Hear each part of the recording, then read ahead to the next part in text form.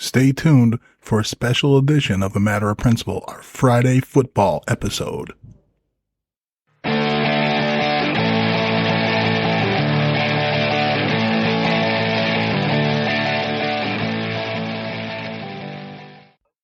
Hello, my name is Vito Quaglia, and this is A Matter of Principle. Today our guest is Damien Striharsky, head football coach at Port Jervis High School in New York. Coach Striharsky played for me back in the day at Delaware Valley a long time ago, so it's going to be fun to have a chance to catch up. So this show is going to be entertaining, I hope, and fun for both of us, and hopefully fun for the people listening at home. So without any further ado, let's welcome Coach Striharsky to the podcast. Welcome, Coach. Thank you, Coach. Appreciate having me on, and it's good talking to you, catching up, and excited to kind of like you said, get some stories and have a little fun. Definitely. It's my pleasure. Well, first off, let's introduce you to the listener. So tell us a little bit about yourself, how you got to be where you're at, and maybe a little bit of that journey. Sure. All started, back when you were one of my first coaches over at Delaware Valley playing, and back 28 years ago. Not to sound outdated, but it's been some time.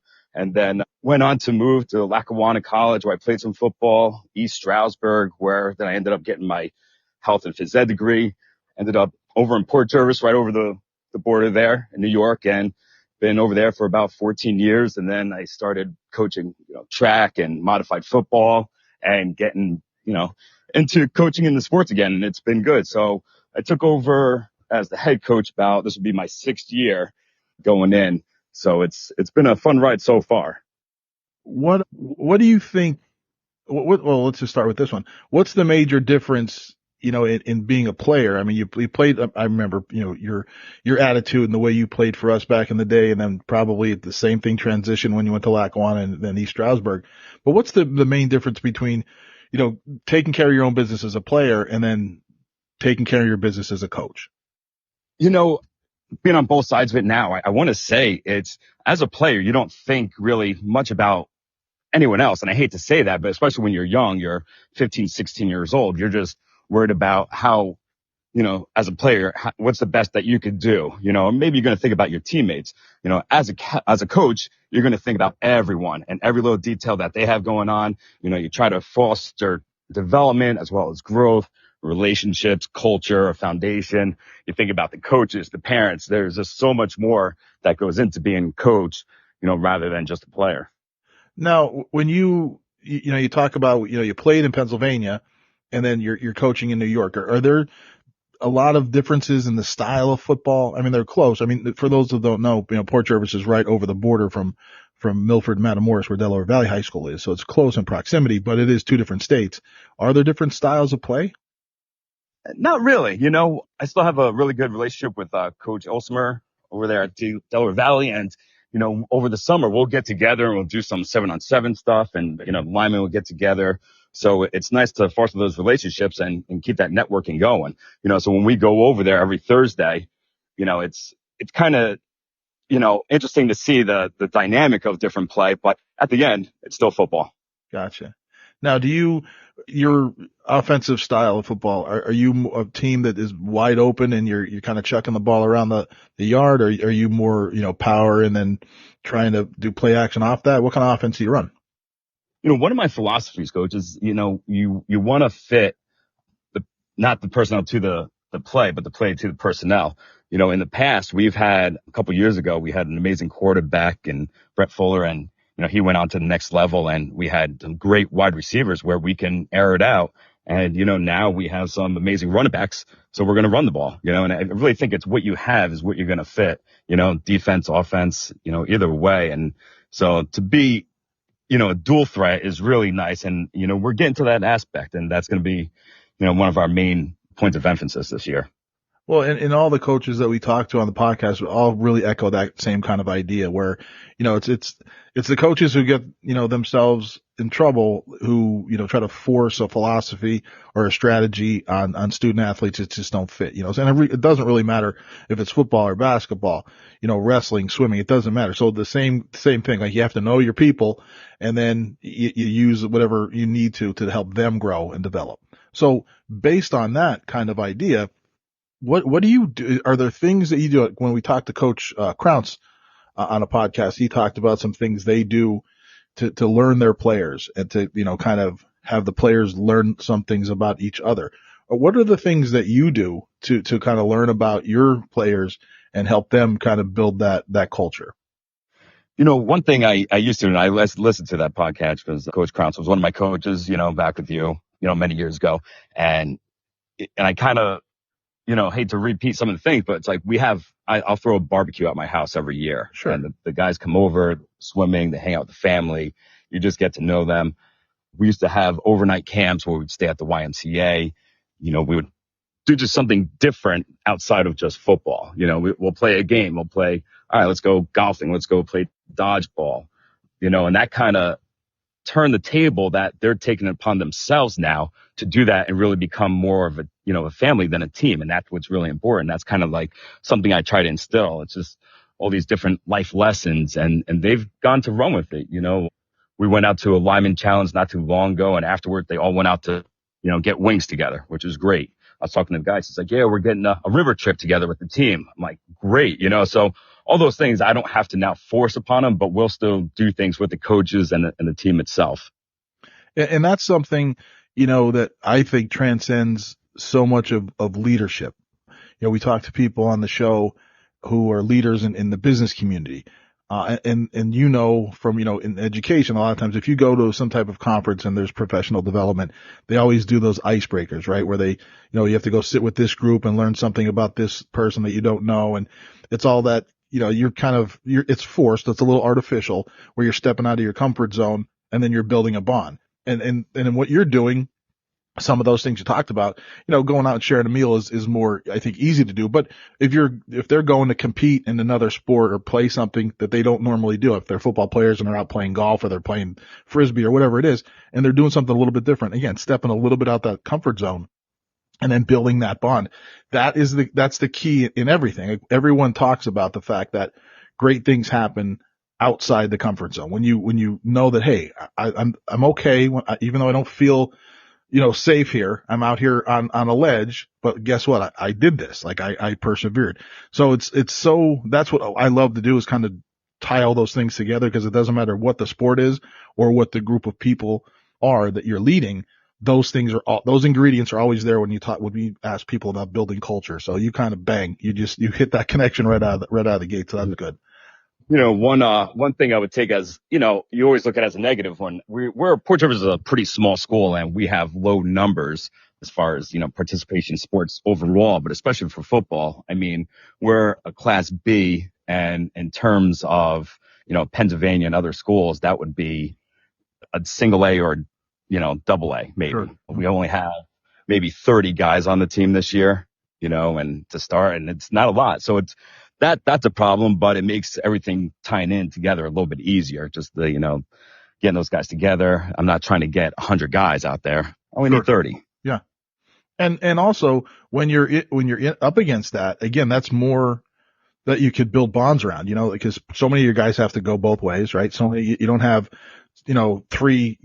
three units on offense and defense and special teams where guys are stepping off the field and taking a break when someone else is going down there. So your guys are really, struggling every day to stay in shape and to keep performing. So then that's adversity every day at practice, every game you're in. So that helps build the culture as well, correct? Correct. And it does make it tough on them. And, one thing I like to preach is, besides being physically tough, I mean that, I love weight room, always have, always will, but the other side as I'm getting older is the mental toughness, and that's something I'm trying to teach these guys. I'm like, listen, we don't have the numbers, like you said, to go, you're going to play just defense or just offense like you will in college. You're going to have to play offense, defense, and special teams. And you have to kind of get over that. Like, yeah, you might be our star, but you're still going to run down on kickoff. So you mentioned a little bit like as you're getting older kind of thing. So I'll go there. Are there things that you see that are different with student athletes from, back in the day when you played to now, the kind of people that, you're working with, the student athletes that you have in your program? What are the main differences that you see over those years? A lot. And I think Coach Crown's kind of touched upon this. It's such a different time, like when we were playing back in the day, we didn't have, phone, social media. You didn't, and like you said earlier in the podcast, Port Jervis was right, 10 minutes down the road across the river. We didn't know much about them. Now those guys are all over the place. They're talking to each other, talking to different schools. We're going to face an opponent. They're like, oh, we're talking to the quarterback. It's such a different mindset. And, that's something I talk about all the time is, what's your mindset of going into a game? And I think the difference between then and now, we were very limited. Like we were stuck. If we wanted to go get film, we actually had to go there, and go tape, or if you want to go scout. Now everything's digital. So guys are just all over the place. And, I don't think the mental toughness is really like it was because we had to do it back then. So that's why I tried to instill, the mental game as much as I possibly can. And that's so important because, you can have, as anyone who ever led any kind of program knows, you could have the most talented, student athletes in front of you. But if they don't have that mental toughness, right? If they don't know that what it's like to persevere when things go wrong. I mean, Coach Nick Barberi, who and I've got a chance to coach with him in several different programs over the years. Yeah, that's the number one thing he always talks about with all his teams and all his players. And it just comes down to adversity is always going to happen. Coach, you there? Yeah, it's always going to happen. And, how you respond to adversity is the key to making success or to ultimately fail. So absolutely. Now, when we talk about, you brought in, social media and, how everything's digital when it comes to, trading film like you did back in the old day. You don't do that anymore. Everybody's on Huddle. Everybody's checking out little clips on their Instagram and things like that. So do you think that is an advantage, for kids to have all that information at their fingertips, or do you think that's a distraction? I think it's a little bit of both.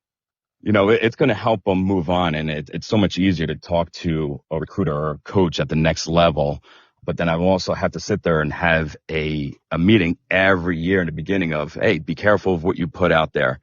I've seen guys at the next level getting in trouble because they posted, something explicit or something that they did wrong. So it's really a fine line. It is a useful tool. But at the same time, these guys being, again, 16, 17, 18 years old can really, find themselves in a different world if they use it wrongly.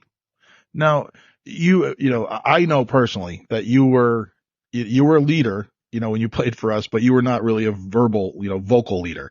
You were a guy who led by example, and in that regard, is that something that as you went through, your coaching experience so far, that you're having to maybe come out of your comfort zone a little bit and be a little bit more vocal, or do you still see yourself as a guy who leads by example and is a man of few words? How are you these days? Yeah, I'm still trying to incorporate being the vocal aspect. I actually really try to work with the captains as far as like, hey, you got to be vocal. So then I try to. So I really want to step outside of my comfort zone and be more of the local vocal leader, but at the same time, be the example, be there before, anyone else, before any other coach, be the last one off the field, cleaning up. And those guys will see me cleaning up a locker after a game. And they're thinking like, why is the head coach cleaning the locker? Then also now they're doing it, but it's definitely a new role that I'm looking forward to, like trying to work on. And, I always like to be the listener. And I was talking to one of my coaches. I'm like, most people, they just want to talk. And when people talk, they usually talk themselves out of their situation. And it's kind of odd. And he's thinking about that. And he goes, you're absolutely right. A parent will come and complain about something, and I won't say very much. And by the end, they're thanking me. And I said, hey, how are you? And they just talk their way through the problems, but trying to be a little bit more vocal and really, like I said, instill that to these guys, because it is an important aspect in life. And, but to be the role model, set the example. So when I talk to these captains about, what they have to do, be vocal, set the example. I said, you guys should be the ones there. You try to get there before me, right? You should be the ones picking up the bags, picking up the locker room, getting on Huddle, getting the guys excited. So it is something a little bit different, but I have learned, and actually from you, Coach, is that, 27 years ago, be careful of what you say. It could be such a short couple words or a sentence, but people will remember that. I remember clear as day, I was getting frustrated out in the field, and it was day 2 as a sophomore, and you came up to me, you're like, man, you learned 2 years of football in 2 days. Calm down. You'll be fine. And I used to remember that like it was yesterday. So, I'm always cautious with my words when I talk to these guys, because it does mean something, and they're probably going to remember it. Well, and you hit on a couple really important things, when you were just talking, because, I've referenced this before. My grandmother said this to me when I was growing up. God gave you 2 ears and 1 mouth. You should listen twice as much as you talk, and it sounds, I always chuckle when I say it, but it's true, right? And you're employing that exact skill. I mean, and you see that probably in education as well. You're a teacher. When people come in, whether it's, a colleague who's frustrated, or if you're dealing with a parent, somebody, frustrated, but if you sit and just listen, so that is so true. Sometimes people they want to be heard, right? They don't, and if you try to shut that down immediately, that always goes south. They just sit there, listen to them, and sometimes they solve their own problem, right? Like you said, they kind of talk their way through it, and they're like, "Oh, thanks for listening." And that's all they needed. All they wanted to be is heard. And I think that's such a simple technique, but so many people mess that up because they think I'm the person in the leadership role. I'm the expert, whatever it is. I need to push back immediately and explain, why they're wrong when they're kind of barking at you. So if you just sit back and just listen, you kind of, first of all, you get to the crux of why they have the issue anyway. And then maybe you could help that. But most often people just talk their way through and they figure it out. So that's, to hear you say that is, and again, another thing that doesn't matter what you're leading, that's important. It could be sports, it could be business, it could be your, community group you're involved in. There's always going to be people that come to you with an issue. How you react to that is going to determine whether or not the issue is resolved or not. Sometimes people can't get away. They're just magnets for drama, and they just love pushing back and arguing, and it just goes on forever. So for you to have that skill in your toolbox, I'm sure you're successful. What made you? Yeah, I remember reading somewhere that they said usually the quietest person in the room is often the smartest. I was like, man, if that's the case, I'm a genius. Absolutely. Like I said, a man of few words. You've always been that way. That's it. So what made you, I know that you were, a tremendous player. You had the engine, you were undersized, but you would go through a wall for anybody. What made you think about coaching? How did that happen when you were young? Was that something that happened, while you're in college? When did you think about it? Yeah, and I'm not just tooting your horn because, I'm on here, but it was, something that you instilled into me. I remember you asking Coach Krantz, you're like, oh, can you think of someone that, was special to you or that was a mentor to you? I never really had a lot growing up, and I was kind of playing baseball, just out recreational. And I remember you guys coming up to me. I was, step foot in DV, and you're like, man, you're pretty big, short, but big. You want to play. And no one really has ever taken interest. And you just worked with me, and got me, to where I am now, to be honest. I mean, without football, I tell people, I'm like, I don't know what I would do, because then when you left and Coach O took over, we went up and did some recruiting, got me to play at college level, which I got my degree, and it just kind of kept on moving on from there. So, never said it, but thank you.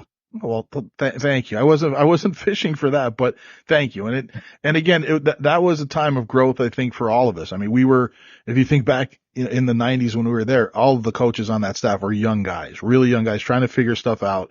The program was young. We were doing a lot of recruiting guys to play who really didn't play before. And we needed, guys like you could tell that and that's the thing I would ask. So how do you, or what do you look for in your guys who are going to be leaders? Like, what are the characteristics? Like, I know what we saw in you when we saw the way you carried yourself, your athletic ability, but also just the kind of, young man you were. Is that stuff that when you look at kids who you think hey, he's going to be a captain when he gets older, things like that? Are there like certain things that you look for in your players?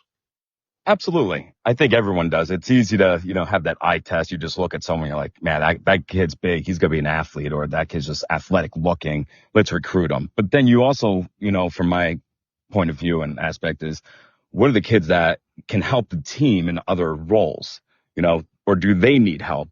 Like some people, don't necessarily want to play football, but they just need to be part of a team. And I think they really appreciate that. They're thanking me afterwards, and they were a good role player. They helped on scout. They got into the game, and they loved the whole process and being part of it. So, when I talk to these guys about playing, And we sit down in the beginning of the year and we have our big meeting and we're talking. I said, guys, when college coaches come in, I said, there's three things they want to know. I said, they want to know your character, your grades, and then how well you could play. And I said, they already know how well you could play. That's why they're here. I said, so what am I going to tell them? What are you going to give me to then relate to them as far as character and discipline? I said, so that speaks volumes and I said, it's not just on the field. I said, the way you carry yourself through the school, the community. Are you doing community service hours? Are you help volunteering, at the local soup kitchen or Like, do you think, how can I ask this question? I think it's easier to ask this way. Can you build the kind of culture that you want to build in 2024, with all the distractions that are out there that we've talked before, but still hold your guys accountable to do the expectations that you want, whether that kind of stuff you talked about, character, but yet still make it a place they want to be. Like you talked about numbers. So you have to do, it can't be a place that's too, you can't really be a dictator because you need those numbers. You can't, you know what I mean? So what's that balance like to create a program that has high standards and holds kids accountable, but still it's a place they want to be? Like, how do you do that? it's tough. It's a fine line between wanting to play, holding them accountable, because a lot of these guys really don't have a lot to hold on to. And I think that's the carrot I could dangle out in front of them is, they're kind of like me. They needed a way out.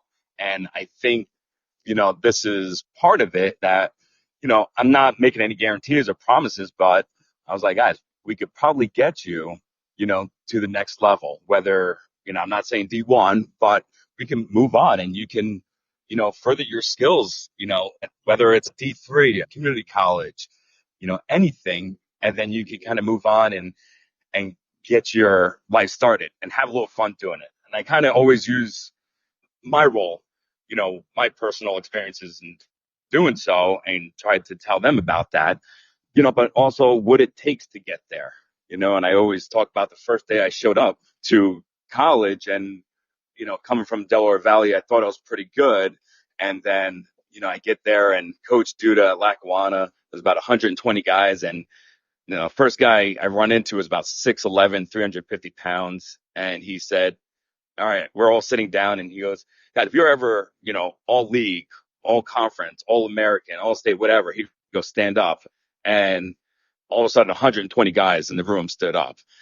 It was it was an ego check. You're like, wow, there's so much talent out there. And, it's very humbling. And I try to tell these guys, I'm like, you're good. I said, but, you're going to be a little fish in a big pond when you move on, but you can do it as long as you, believe the process, believe in me, and we'll work our way through. And, we have a bunch of guys who never thought that they would get a college degree. And here they are now 4 years later, they're graduating and I'm, extremely proud of them. And it wasn't just because of football, it's because, the lessons that they've learned and, playing football as well was just an added bonus, they told me. So there's a lot to learn from it. And, and I try to tell that to these guys when, we're marketing the program and the process and, it's going to be tough, but this is why you have to have that mental toughness as well as, believing in the process and the culture. Are there things that you do at Port to integrate the community? Are there community, programs that the kids volunteer for? Are they out and about in the community? How does that work over there? I know what they do, in some of the schools around here. Is it similar to where you're at? It is. Port Jervis is actually a tight-knit community where everything's kind of very close, and that was like one of the problems for Delaware Valley. It's so big. And, as Dingman's Ferry, I was traveling a half hour on a bus just to get to school. Most of the people at Port can walk. So it is, right in town. So when they have events, most of the kids could walk there. I try to push like, hey, go help out with the soapbox derby.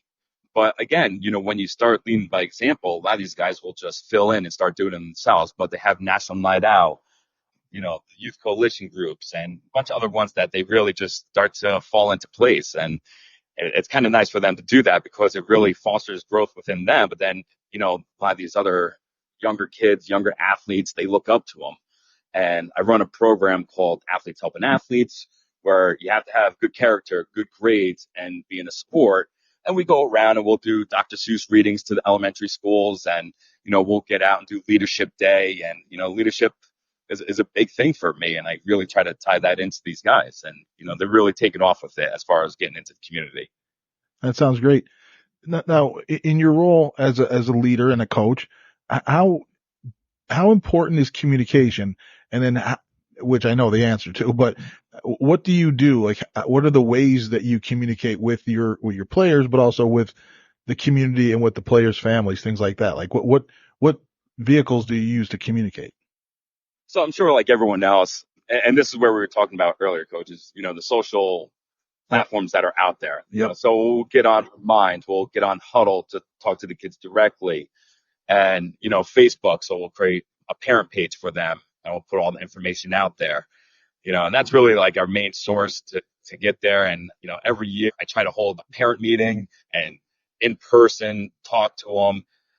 One thing I want to try to do is kind of have like a little bit more informal, like, hey, here's a parent coach barbecue. If you have questions now, let's ask and try to get that ahead of it, because I want to tell them, like, during the season, I'm probably not going to be as available. I always have 24-hour rule. Like, if you want to talk, gather your thoughts, let's make a meeting, and then we'll sit down and talk.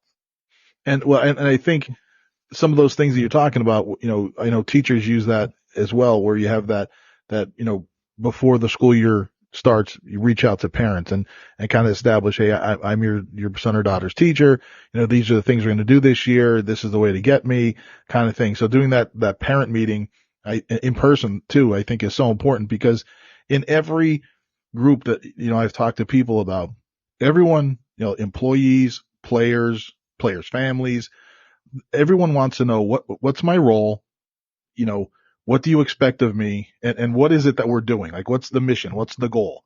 Like, they're the three things that are in every organization. What are we doing? What's my role here? And how do you want me to do it? What do you expect from me?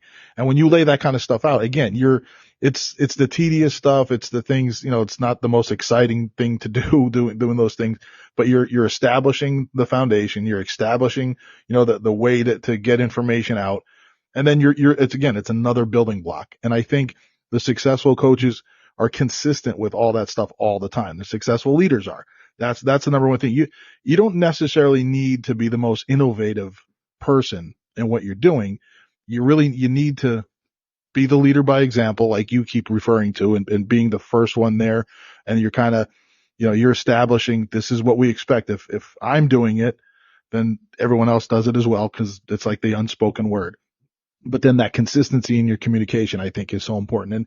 And everything, whether, I don't know, I can tell that you're busy when we're talking, but you're not reading from a script, but you've basically been establishing and reestablishing a consistency in everything you're talking about and how you go about your business. So that's evident as well.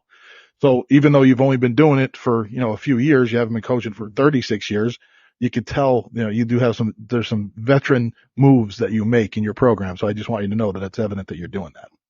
Appreciate, thank you. And I've always kind of been a defensive guy. I know we haven't really talked X's and O's. One of my first rules on defense is communicate.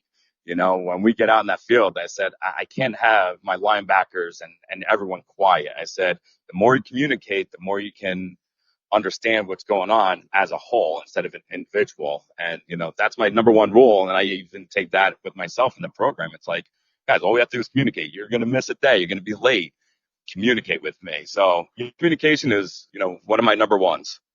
Well, and that's so true. I mean, like when in the coaching world, and when I was doing that back in the day, defense was kind of where I leaned as well. And if you remember all those years ago, and we had a situation where we had a defense that was kind of predicated on a guy that we thought was going to be our middle linebacker. And then the first scrimmage, he ends up blowing his knee out. And we had to really kind of retool the entire defense, because, we had a guy in there who was probably one of the brightest guys in the program, and was, as a newer program, we needed somebody that was going to, make sure all the moving parts are moving in the right direction. And then he ends up getting hurt, and we had to completely transition. So as a coach, you have this is what we're going to do. And, we did all this stuff in the off season. We're in the weight room. We're doing this. And then in a heartbeat, things can change and you have to adjust on the fly. So, that's not always fun, but when you look back on it, you say, I learned something from that, right? Absolutely. I forget where I heard it, but it's always you have to have a plan A and then a plan B. And then in some cases, a plan C and D. Yep, yep. And that's the key. And a lot, and people get in trouble when they think that they've been doing it for a while, whatever that it is, and they think they can fly by the seat of their pants, right? So you always have to have that plan. Some general said that, like in war, a plan is worthless, but planning is indispensable. Like you have to have a plan when you go into whatever conflict or whatever kind of competition you're going into. Where do you see yourself? You know, I know you're in education, so this is something you want to do for a career and stuff. But is this something? Do you think you'll be a coach? One of those old grizzled guys that's coaching when you're 57 years old, 60 years old, or you think this is something you're doing now, and you don't really think about doing it forever? What do you think about your future? It's hard to say for sure, only because my kids are fairly young and, I'm kind of watching them grow up and everyone keeps on asking me, they're like, well, your son's doing this, your daughter's doing this, where do you kind of see yourself? Really hard to say. It's been my passion. My wife gave me the green light a long time ago to get it started, knowing that we were having kids. And it's I wouldn't say it's year by year. We always say like have a 5-year plan, and I'm going to keep it with that. If he's staying into his sports and I got to help him out in a way, then I will. But I definitely want to keep on coaching for a long haul. Well, and you have to have balance, right? I mean, all the people that we talk to here talk about that balance between, doing what you're meant to do, whatever that role is, but then also making sure you have the time to be there for the family as well. And if you build a program that has quality assistance around you, that you could trust to maybe take care of some stuff when you're, being a dad or being a husband, that's going to that'll help you do it for the long haul. I mean, all the successful people that we've talked to had things like that. They had people with them for their whole time, and they knew they could, have that trust and they could lean on them when they needed them. So there's a way to do it. It's just, you have to have that balance because again, coaching is awesome and it's kind of your mission right now. But if you're a husband and a father, that's the priority as well. So you better, make sure you take care of both, because if you don't, coach, I'm going to come up there and straighten you out. You understand? That's right. That's right. Every coach I've talked to, principals I've talked to, and I always tell the guys, I said, listen, I said, where I'm at with my family and how I feel about them. I said, they are my number one. I said, but you guys are right there up on the list. I said, so don't ever forget that. But they are my number one. So Now, do you think, you're in education, so you've taken your courses about, the science of how to instruct this and all the curriculum things. So you have that background. But when it comes to coaching, do you think coaching is a science? It's something that, you could break down. And I know there's all the talk about analytics and statistics and things like that.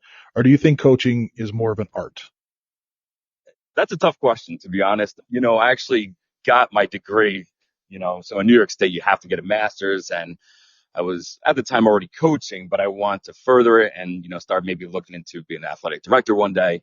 So I took a course called Coaching and Athletic Administration, which learn all about coaching. I really think it helped me kind of develop, a lot of my philosophies that I pull in from today, but it didn't quite prepare you for, the hands-on. So when you get into that position, it's every year I'm learning something new, So, I mean, all the books from John Wooden, everything that we read in class, you could take and run with it. But like I said, it's not till you're in the real world doing it and constantly learning and developing, being dynamic and figuring out what went wrong. I always talk about failures with my guys. I'm like, guys, failure is part of success, and I felt, myself, coaching points and, calling certain plays and doing this. And it's constantly a learning experience for me. So I would say it's a little bit of both. I mean, it is a skill, but it is also an art. And I agree. And I do think, when, like everything else, when you lean too far on one side, that's when you end up having difficulties. If you try to do it too much as, a natural art, and you're not taking the time to learn, like you said, everything's a learning experience. Keep learning from your failures. Keep trying to learn the new technology, the new strategies, steal ideas from other people out there. So it definitely is a balance on that. I agree wholeheartedly. Now, when you talk, being at Lackawanna, then being at East Stroudsburg, what were some of the things that you had to learn that maybe you tell your guys in addition to, hey, you're going to be a little fish in a big pond. Now there's all these people around you that are as good or better than you or athletically, but what do you tell your guys about what it's like, time management wise, studying? What do you give them advice about, that part of the student athlete life in college? I do, and one of the things it's like, it's going to get hard. And I try to be as real as could be with these guys. It's going to be hard. You're going to find yourself in a dark place and it's a deep hole. And, I said, just keep moving forward. Don't give up. And then, you're going to find, like I said, yourself in that dark hole. But if you keep on moving forward, at the end of that tunnel, there's that light. You will come out on the other side. And I said, just keep swimming. Like the old saying goes, your first year, you're going to swim or sink. I said, just keep on swimming, and I said, the way you do that is through time management, figure it all out. And I said, usually, if you're going to go play football or any sports for that matter, you probably won't have the time you think.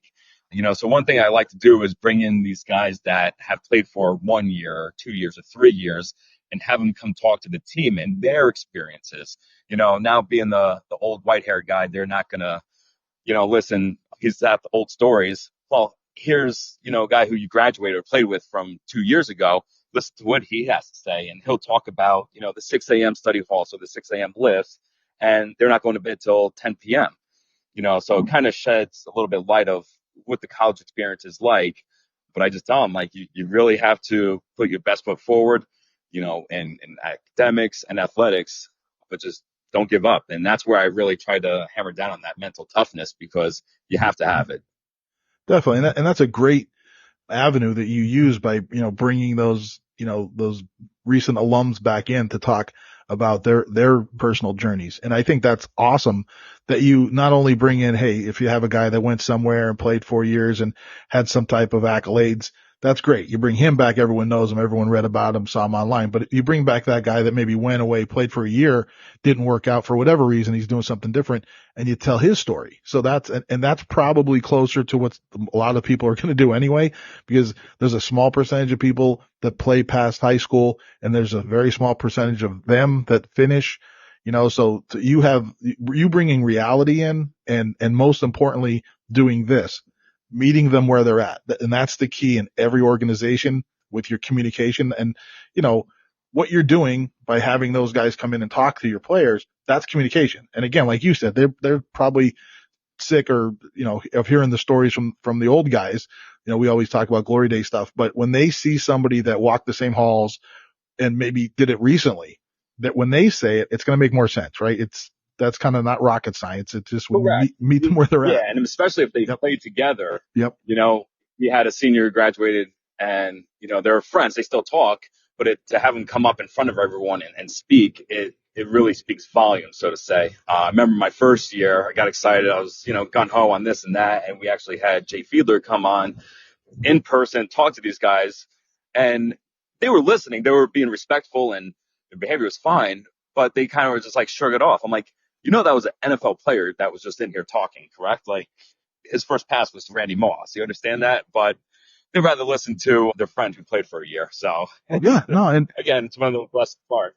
And that's the thing where, you have to know that you have to understand what's really going to resonate with your people, not so much what you think that would be the big, hey, this looks great. It's a nationally known person that's going to come in, and that's nice. It's nice for a photo op and to tell somebody you met somebody or saw them here. But you said when they actually hear something with someone they have a bond with, it's definitely going to make more sense. It's going to, and again, you're bringing all these things in that are telling us about, the culture, the program you're building, and in a place that doesn't have 100 kids on the roster, isn't a place that has a big, sprawling metropolis around, the school district. Like, you have limited resources, but you're finding a way to succeed by doing the little things the right way.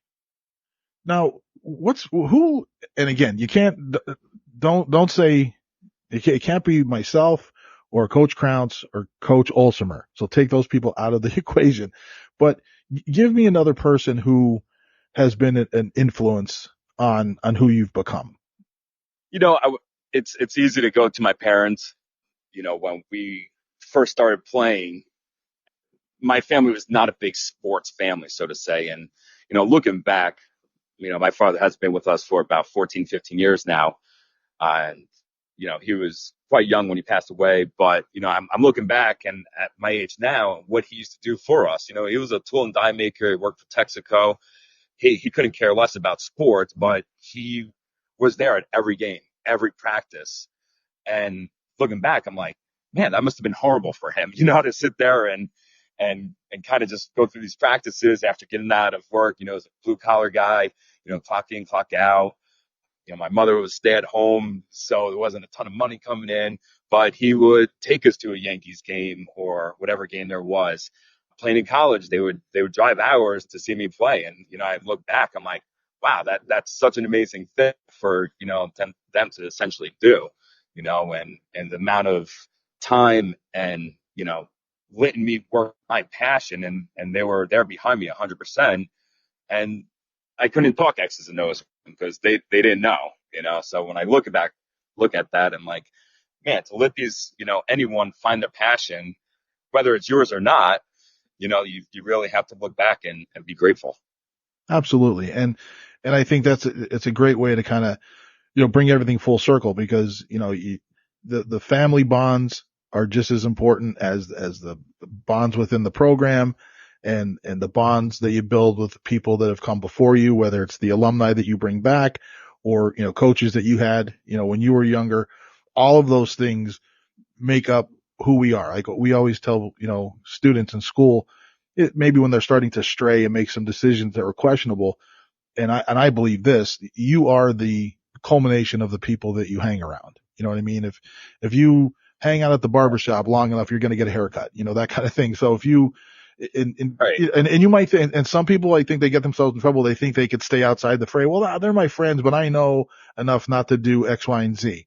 Well, but unfortunately, all that, all those things positively or negatively are going to influence you. So if you're hanging around with people that have the same goals as you or same priorities as you, you're going to, reinforce those things and they become, something that's in your being. So I mean, you hit on all the same things that every successful leader that we've had on this podcast has hit on those same things. They all ring through, family, the friendship bonds, and then also the bonds that you build in whatever you're doing, whether it's coaching or leading a business or leading a community group, all those same things are there. So again, I know, we haven't talked at length in a long time, but it's to me, it's very satisfying to see somebody who I knew when he was a young guy and I saw all the potential that you're realizing in yourself. It was evident back then. And I just want to say that, all those people that you are with, you're making them all proud. You're making your players proud, your coaches. I'm sure your community of Port Jervis, is proud to have a guy like you leading that kind of program. But, all the old guys that knew you way back when, you made us all proud as well. So I just want to say that, publicly that you're doing a great job, Coach. I appreciate that, you know, and it's, you know, when you ask me, you know, who do you look, you know, to, and you can almost, there's countless, you know, in a way, you know, you look at all the teachers, all the coaches that you had over the years, you know, I would say like anyone that really believed in you, you know, you can almost sit there and think because, and that's what I try to instill these days. I'm like, listen, here's what's your goal? You know, you always want to put goals with these kids and make them reach their goals. And as long as you believe in them, you know, usually they'll reach them. And you referenced that about your dad and similarly, my father who passed away, young, he passed away when I was coaching at DV actually. He was a factory worker, you couldn't sit there and talk X's and O's with him as well. But I think, when you look back on that, you see that those things that are instilled, they don't have to have the same background. Like you said, they don't have to share the same goal. But when you have that support that's there, that makes everything. And I think coaching / teaching / leadership in any capacity is so important because what you're doing on a daily basis is impacting people in the future. You know what I mean? So I think that's one of the things. I can't remember who said it, but the great thing about teaching is that it matters. And the scary thing about teaching is that it matters every day. Like you can't take that day off You know what I mean? So same thing in coaching. Like every day when you talk to your guys, they're watching what you do. So if you come out and you're half cocked and you say something ridiculous, that's going to make an impact. You know what I mean? So it's really important to understand that responsibility of being influential 24 hours a day, right? Oh, absolutely. They always say you're on a stage, no matter where you are, whether you're in your car, in the community, on the field, in the school, at home.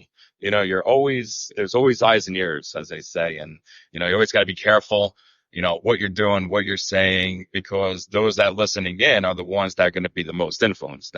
You really want to, show everything the be the best role model, and that's what I try to be for these guys and for the community, for the program, so it's not for them, it's for my kids as well. My wife, you're always trying. You're getting up at 4:30, 5 o'clock in the morning and you're not putting your head down until 10 o'clock. What can I do the next day to be better? Yep. And if I was to say I'm doing everything perfectly, let's just talk about being a coach. I'm not, I'm what can I do to get better? What's my next move? What can I do to get the program to take the next step?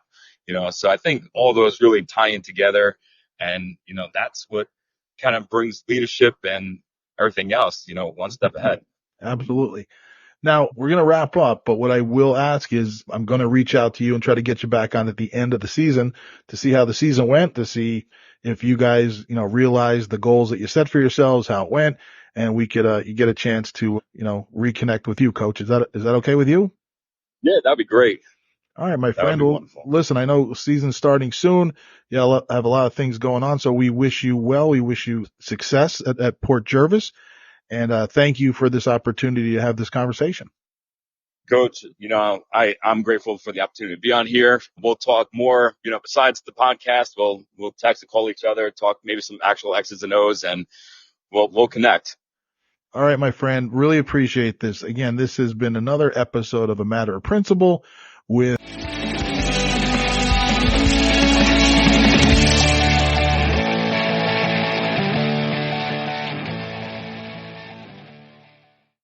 We hope you enjoyed another Friday football episode of A Matter of Principle. Stay tuned for next week when we'll have another guest talking about football on A Matter of Principle.